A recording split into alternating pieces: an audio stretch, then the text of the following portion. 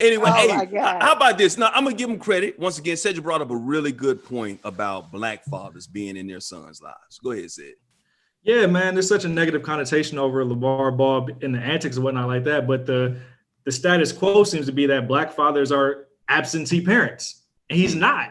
So why does he why is the narrative that? Like, why is the narrative that he's too in front of the camera, too boisterous when he's actually actively there? When people always look at black fathers and say whether or not in their kids' lives.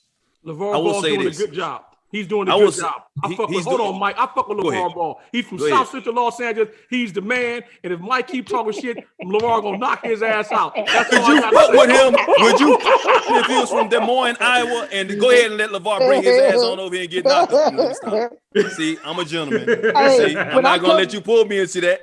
When I come back to LA, I gotta have a beer with y'all. We gotta hang out. When I get back out, on the coast, man. wherever, man, I gotta link up with y'all, man. We gotta have a beer, look at some games together. Y'all some fools on this show, bro. Man, this is what we do every night on the Mike and Donny show. This is how we get down, bro. Hey, you know, hold on. I'm gonna say this though. Hey, I don't believe in no violence no more. You know, I retired from the violence, so it's all fun and game with LaVar Ball, Mike Hill. Yeah, I don't want that going over the airwaves. We just having fun on the Mike and Donny show. So LaVar Ball, if you see this, man, it's all love with you and Mike. We just having some fun, man. I ain't with all that. We playing. And we ended our conversation when he was on the show last time out of respect, man. It's all respect. It's just my opinion. He got his opinion and whatnot. But once again, I'm happy that he's doing a good job in his son's lives. So shout out to LaVar Ball. You better keep your name out your mouth before he fuck you up. He ain't gonna fuck shit up. Yeah. Run up on me and we gonna see. Okay, Mike, he just playing. We gonna see. Hold up. I'm not gonna let you get me fired up now, Donny. I'm not gonna let you get me fired up. It ain't happening here tonight. Hey, but here's the thing. Talking about running up in somebody's mouth now. All right, so, you know, Boosie Badazz, somebody else that you like, right, Donny? Oh, I love Boosie Badazz. You know, he talked that crap. He says what he has to say. He had something to say about Dwyane Wade's kid. Remember Zaya? Now, Zaya identifies as a girl. She's transgender. Identifies as a girl. He was born as a boy, Zaya, but he changed his name to Zaya. And Boosie was, you know, throwing out some homophobic, some transphobic remarks about it recently. And Mike Tyson was on his show. Well, he was on Mike Tyson's show, and Mike in his Hot Box podcast had some things said. Why do you say things about people who might be homosexual? Why do you say that about them? Do you feel there's a possibility that you're a homosexual? And by disrespecting them, it furthers yourself from being a homosexual. I'm thinking you may like homosexuals. And if you saw the interview, Mike was in Mike land. He was real mellow, but you know, Boosie was just sitting there taking it. You know what I mean? So, what you gonna say to Mike Tyson? You can see Boosie's soul leave his body right in that moment. Yeah, man, I ain't saying shit to Mike. Like, if Mike got something to say to me and he feel like he just trying to impart some wisdom for me, and you know, in all honesty, because I actually saw that portion in the interview. I didn't watch it in its entirety, but I will say this about Mike, and I give him a lot of credit. He came from, seemingly to me, the energy that he was projected was like from a big brother standpoint. It was. Yeah, it was like, hey man, like I understand, you know what I'm saying, how you may view it like that, because I come from like a similar background and this, that, and the other, whatever. But you know, people are people at the end of the day. Yes, and what you say affects people, and especially when we talking about a child. You know what I mean? Regardless of how some people may choose to view it, you know, that's somebody's child. That's somebody that a young person that's trying to figure themselves out.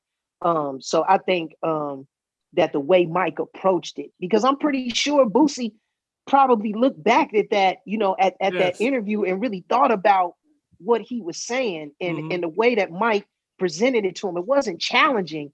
It was out of like, it was tough out of big brother love. Yeah, it was like, hey, what you doing, bro? Like, you know, real. Because Boosie did say that he wasn't necessarily talking about the child. He was talking about Dwyane Wade, because the child's too young, he felt, to make those type of decisions about his life. Where Mike was basically saying, let them live, basically. Yes. You know what I mean? Yes. And in a sense, I think that's when it's off limits, Donny. Like, no matter how I feel about anybody's parenting style when it comes to the whole sports industry or whatnot, I will never say anything negative about that child, because and I think that's where it's coming from, though, Donny, for me. Sometimes I feel like I want to protect the child more so than anything, because I don't want that type of pressure, undue pressure put on that child, and I just want them to go ahead and live their lives the way they should live their lives. Go ahead, Donny. And in the Black community, we are taught, you know what I mean, don't speak on nobody else's kids. That's taboo. You know what I mean? So we don't supposed to speak on nobody. And I think Lil Boosie, you know what I'm saying, you know, he was wrong. You know what I mean? The way he was talking about the little kid. I think probably Mike Tyson, I didn't see the interview, was coming from a place of like schooling and probably like, come on, man, you know what I mean? We got to let people live and do what they do. And my thing is that as Black people and as where I come from, you don't speak on nobody else's kid. You know, that's fighting words right there to speak on somebody else's kid. Hey, but if I may just interject real quick, I will say this, man. I do commend Boosie for listening. Yes. Because I mean, let's keep it real, man. It's like, you know, a lot of cats when you challenge now, mind you, it was Mike Tyson. I don't think you're gonna get too many cats that's gonna be like, well, fuck you, Mike. You know what I mean? But regardless of whatever, like I know Boosie ain't no punk, you know what I mean? And if he felt in any kind of way, like, you know, Mike was coming at him disrespectful, I'm sure he would have said whatever he felt he needed to say. But I really commend him, you know what I'm saying, for even sitting there and listening to it. And I could see the wheels turning in his mind where it was processing for him, even where he was like, man, you know what? I see where Mike coming from. Man, it's those guys. I look back at that conversation and I felt really encouraged by it, because it's more of those conversations that we need to have as Black men with one another. You know what I'm saying? Whether it's in front of a camera or whether we sitting in the privacy of someone's own home and we sitting at the dinner table, whatever, we playing spades and some real shit come up and we really need to talk about it as men.